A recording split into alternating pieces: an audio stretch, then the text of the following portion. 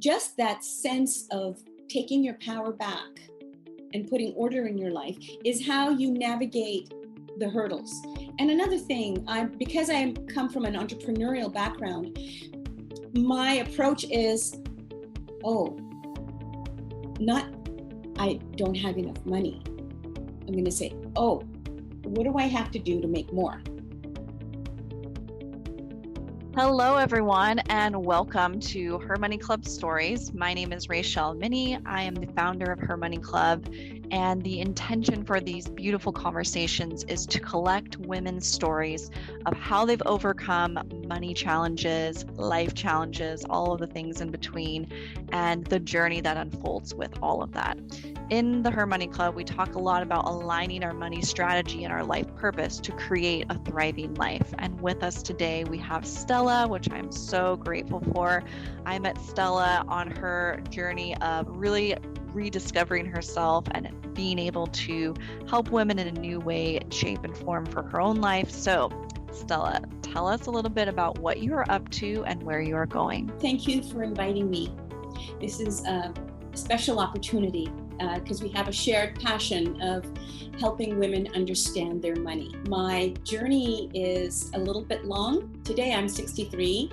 At 60, I divorced after a 25-year marriage. Your classic picture from the generation that I come from. At some point, we decided it was easier for me to stay home and manage the kids, the family, and all that, while he continued his education and did for the better good of our family. And that was the original plan. It doesn't always end up that way. So along the way, I did many things, but this journey of divorce taught me how many women are actually oblivious to answering the one question your divorce lawyer is going to ask you. How much money do you need to live? And the second biggest question that women facing divorce have is, what am I entitled to? I'm going to take the guy to the cleaners and I'm going to live in a condo by the ocean. Aside from the reality check, there's a lot of wisdom that women need to accept that is part of their journey. And all women have this wisdom. It's within us. We raise families. We're the emotional glue for everybody. So this isn't as complicated as you might think. Yes, I love that you brought up the wisdom and that we already have it within us, because we were just sharing before we started that all of this revolves around mindset and our money mindset and how we approach the topic and relationship with money. What has been your relationship with money? It's an interesting journey because I'm the first generation born in Canada. So I have a family that crossed the big blue ocean with nothing in their pocket and started doing something they never did in a language they never spoke. But you know what? Here I am. My father was an entrepreneur. He had many business startups, and I saw the ups and downs. And my additional experience, which is the sad part of the story, is after building a business of 35 years, a world-class factory with 120 people, we went bankrupt. The reason was pilferage on every level, and I discovered everything. And it was over a process of 11 years. So money was going out over 11 years. And we just couldn't help ourselves. The bankruptcy was total. It was, in actual fact, this particular bank has a record with my family business, record loss. They pulled the plug at the wrong time. That story taught me a lot. I learned a lot more going down than rising up. And actually, when you're going down, that's when very harsh realities hit you and you realize how vulnerable you are. And you swear to yourself, you're never going to do that again. So this is a little bit how I primed my own journey. And then I saw my parents selling handbags out of the trunk of their car so they could pay rent. I of course, lost my job in the business and I started working as a stockbroker in the 80s. That led to, I wouldn't call it a love affair with finance, but I love the story and the power behind what you do with your money and the trail that money leaves and reveals to you. Because after that, I joined the Business Development Bank of Canada, which is a Crown corporation, and I was in corporate finance. And all I did was analyze financial statements from small businesses and help them to see what they can and what they can't do. And it was a wonderful experience because I came from a small business background. I knew these people, I knew what was in their head. And I have to say, entrepreneurs are brave people. They're not afraid of money. And I'm very lucky to say that I have that. I have no understanding of what, despite the bankruptcy, I don't attach fear with money. They're two different things. I have lots of fear. Yeah. We all That's do. another We all story. do. But money is something that you need to learn to respect and make it work for you. And there's all kinds of ways. It's changing so much. Something I often reference is being responsible for money and in your relationship with money specifically. And it's clear to me that in my generation, we were never taught like what that actually means or what that even could mean for ourselves, because our fathers took care of it, or now our husbands take care of it, or someone else takes care of it. And we are a working generation where we have our own money. And so, in knowing and trusting ourselves with that responsibility in it, there's the ability to respond in responsibility. So, I'm actually really curious to know your thoughts on that and how being responsible for money may have played a role in your endeavors. That's everything, being responsible for money. And in my book, it's a guided journal and it's a very small book. It's a beautiful book. Thank you. It's called Yeah. I'm Getting Divorced. Where do I start? Yeah. And that was the brainchild. I didn't want to write that book, actually. Yeah. I didn't want to have anything to do with that. But I don't know what faith people have, but I got a download from something up there because it didn't come from inside here. The entire outline for the book. Yeah. And I realized my own challenges was, how do I make this happen? And the first and the most important part of the book is the aspect of your finances, and also a very unfavorable practice called expense tracking, which a lot of people hear it and they head for the hills. But it's not that bad. Once you do the first month, it's pretty simple, because the expenses aren't, most of them are routine. What you got to watch out for is all the itty bitty extraneous things that you don't really count in your brain, but they add up in your bank account. And I mean, who doesn't blow $20 a week at the dollar store? Yeah. It's a simple thing. $20 will not make or break you, but if you do that 5 times in a week, that's $100. You can $100 yourself to bankruptcy. So these are small things. And the way I harness that knowledge is by expense tracking, because it tells a story.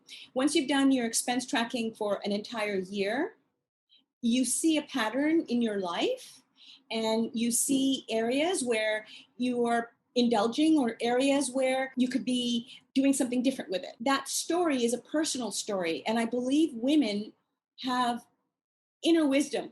They know what to do with their money. They know what's important. Having that clarified is the biggest eye opener that you can have, because it's liberating.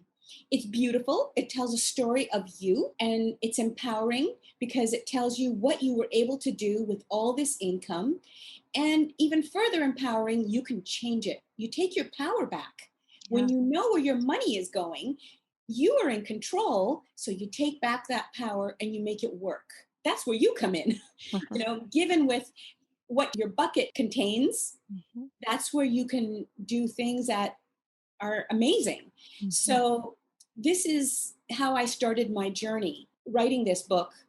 It was, of course, healing, but the understanding of the power of money and how it can work for you. I'm not talking rocket science, just very simple things, as knowing how much money you spend on rent and groceries. Those are your 2 biggest ticket items, and everything else has to respect those 2. So this is how I began the journey. I hope I answered your question. Yes, I love it. The honoring and the allowing of what is our truth, right? And being responsible for that relationship with money, and then the tactical pieces of it. And I love how you spoke into that, because I often find too, even just culturally, we are constantly feeling or experiencing that we don't have enough. And so, how can we even shift our mindset into contentment? How can we show up responsibly with money so that we can find the contentment that we're looking for and still hold our goals high if we have, really audacious goals with money, and that's okay too. But how do we hold space for both the contentment side of it and seeking out more for ourselves? And I'm curious to know if you have any thoughts on that, and how you may have found contentment and contentment with the money situation that you are now in and still hold your goals really high for yourself. Well, I have to say, my whole attitude of not being afraid of money is what is carrying me. And I don't even think about it because it's just part of who I am. And I'm fortunate. And it's something that I know that you are working in your workshops. And I think that's brilliant because that isn't spoken of enough. It's a very wonderful and secure feeling. I know what I have coming in. Despite the pandemic and the financial constraints that have presented themselves, I have managed my life accordingly. So instead of going to Costco every week, I go once a month. Something as simple as that, Mhm. because I do not have a large budget. And perhaps I'm a good person for you to be talking to because I have a very happy life. I'm not a rich woman and I live modestly, but I go to bed at night and the world is right because I'm not in the red. It's very difficult to explain this feeling unless you've actually gone through the steps and put order in your life. And just that sense of taking your power back and putting order in your life is how you navigate the hurdles. And another thing, because I come from an entrepreneurial background, my approach is, oh, not I don't have enough money. I'm going to say, oh, what do I have to do to make more? Mhm. Yep. And I'm 63. I don't have a lot of potential ahead of me, and I don't want to bust my hump either. But Mhm. there are small things that you can do within the scope of your life that change, and it's not always cutting expenses. That's one way, but you also want to live. So how do Yeah. you make more? Yeah. How do you expand, not restrict? Love Mhm. it. Good stuff. I want to end with telling people what you are up to and anything, that I know you're up to a lot of things with your projects that you're working on, and then also where people can find you and connect with you if you want to share some of that. I'm expecting in 2 months or perhaps earlier to launch a course that corresponds with my book. If I may show you the cover, Yeah. that's it. While I stayed home to raise my children, I also took an art course.